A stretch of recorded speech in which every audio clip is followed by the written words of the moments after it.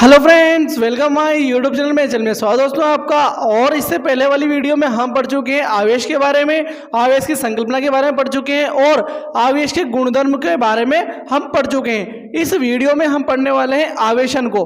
आवेशन होता क्या है? आवेशन होता है किसी वस्तु को चार्ज देना, आवेशित करना, आवेशन कहलाता है। तो मैं इसको लिखता हूं,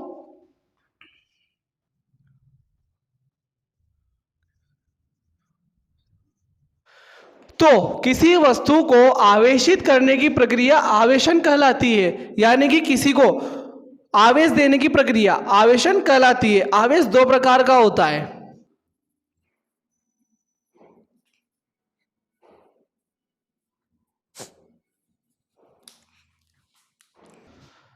पहला होता है संपर्क द्वारा आवेशन,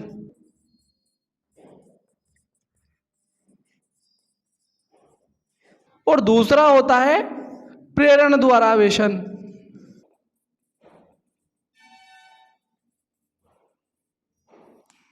दोस्तों, संपर्क द्वारा आवेशन में वस्तुओं को क्या किया जाता है? संपर्कित किया जाता है, यानी कि एक दूसरे को आपस में संपर्क किया जाता है, एक दूसरे को स्पर्श किया जाता है। और प्रेरण द्वारा आवेशन में क्या किया जाता है दोस्तों, कि एक वस्तु को दूसरी वस्तु से बिना टच किए, यानी कि बिना स्पर्श किए आवेशित करना प्रेरण द्वारा आवेशन कहलाता है। जो संपर्क द्वारा आवेशन है, यह भी दो प्रकार का होता है।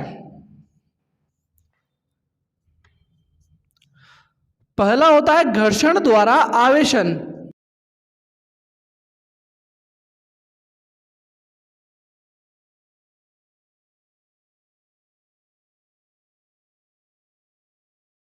और दूसरा होता है दोस्तों चालन द्वारा आवेशन।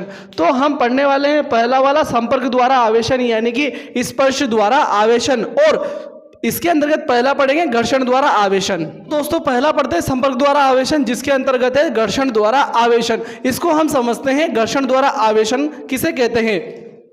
मान लेते हैं दो ये वस्तुएं हैं, इस प्रकार से दो वस्तुएं हैं, इनको हम क्या करते हैं? एक दूसरे से इस प्रकार से रगड़ते हैं, और रगड़ने के बाद क्या होता है दोस्तों, इसमें से इलेक्ट्रॉन निकल के इसके ऊपर चला जाता है, यानी कि इलेक्ट्रॉन निकल करके इसके ऊपर चला जाता है।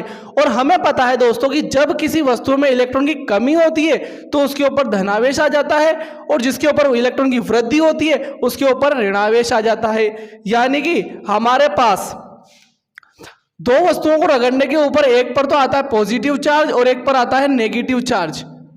तो इसके अंतर्गत दो वस्तुओं को आपस में रगड़ा जाता है। दोस्तों, अगर आप ये इस वीडियो को देख रहे हैं तो मैं आपको इसको प्रैक्टिकली समझाऊंगा, यानी कि एक्सपेरिमेंट के साथ समझाऊंगा, जो ये वीडियो मजेदार बन जाएगी। तो दोस्तों, हम इसके अंतर्गत क्या लेने वाले हैं? ये जो एक आटे के कट्टे में जो रुए होते हैं वो है ना, ये आटे के कट्टे के रुए हैं। हम जब इनको हाथों से रगड़ते हैं इस प्रकार से, देखो जब हम इनको रगड़ते हैं तो इनके ऊपर पॉजिटिव चार्ज आ जाता है हाथों से, और एक दूसरे को क्या करते हैं? ये प्रतिकर्षित करने लगते हैं, देख सकते हो आप आराम से। और जब हम हाथों को लेके आते हैं तो ये आकर्षित होते हैं, यानी कि ये इसके ऊपर एक पॉजिटिव चार्ज आ गया और इसके ऊपर नेगेटिव चार्ज आ गया हाथ के ऊपर। और जब हम इसको रगड़ते हैं तो ये एक दूसरे को प्रतिकर्षित करते हैं और हाथ को आकर्षित करते हैं। देखो कितना मजेदार आ रहा है ना। इसको मैंने आपको प्रैक्टिकली समझा है और बलून से भी समझते हैं। एक हम इस प्रकार से बलून लेते हैं और बलून को क्या करते हैं? हम घिस करके, यानी कि हम इस प्रकार से रब करके, और हम कागज के पास लेके जाते हैं, कागज के टुकड़ों के पास, तो हम देखते हैं क्या होता है। तो इस प्रकार से इसको हम क्या करते हैं? कपड़े से रगड़ते हैं इस प्रकार से।